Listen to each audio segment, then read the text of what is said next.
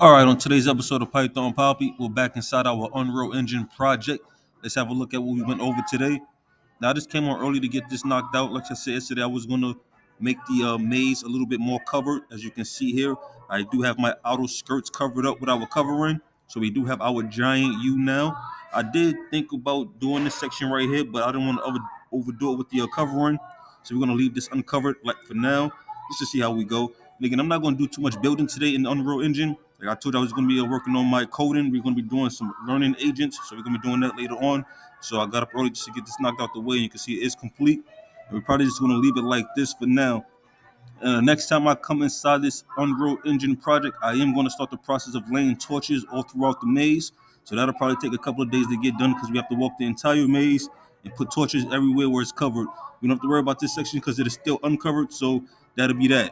But that's for now. Of course, I will keep you posted every step of the way. But now, this is the Python Poppy. You guys stay Gucci.